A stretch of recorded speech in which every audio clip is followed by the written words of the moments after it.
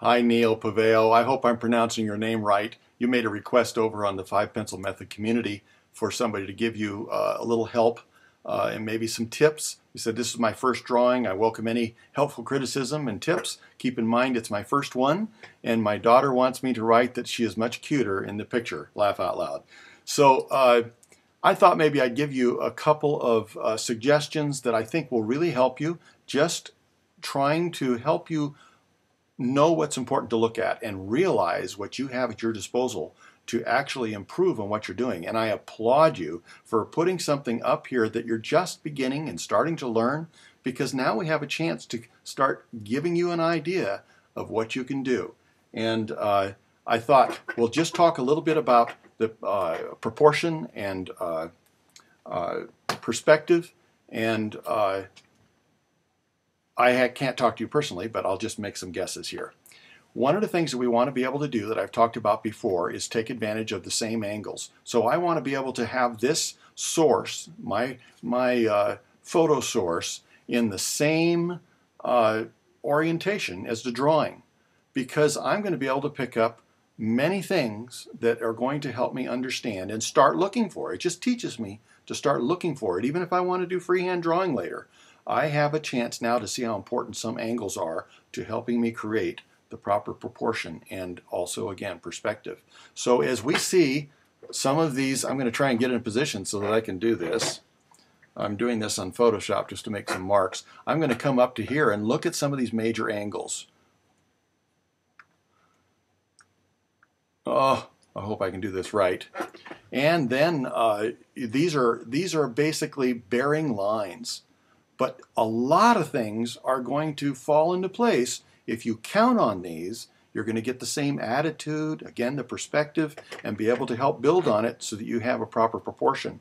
There's always something that lines up with something else. So as we carry this through, I'm going to raise this up. When we are using our straight edge, we want to be able to make sure that our photo source is at the same orientation and parallel with our other picture. So I want to make sure that everything is, again, very parallel with each other. And now I have a chance to carry this through.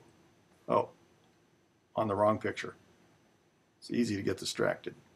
So I want to be able to carry this through. Now I have a bearing line. And you'll see that the mouth is quite a bit different. And if I carry this down, I want to be able to take advantage of that same angle, and I'll realize that I have maybe too much mouth up here. It's really at that severe angle that we have here. And so I want to make sure that the corner of my mouth is moved down. I want to make sure that my nose is lined up, and I can always have something that I can line it up with. Maybe it's a tooth, maybe it's how it is in relationship to the eye or a corner of an eye.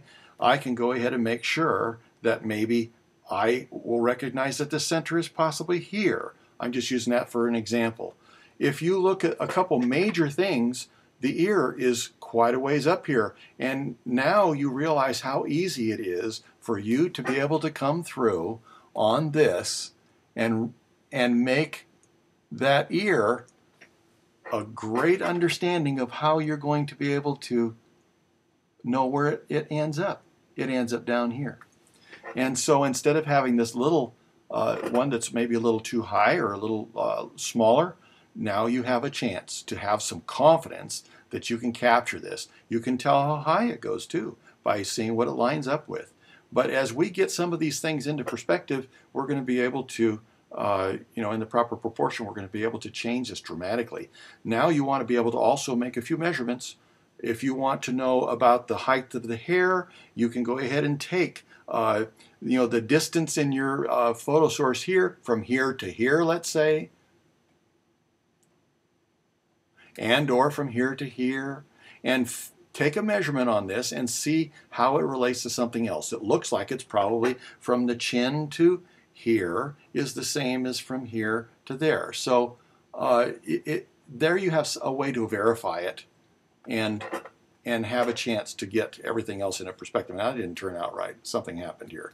But anyway, make sure you take advantage of your divider when you get it. or else compare measurements, one thing compared to something else. And then you'll have a chance again to have the head high enough. She looks like her hairline might be higher, and the ear in the proper place.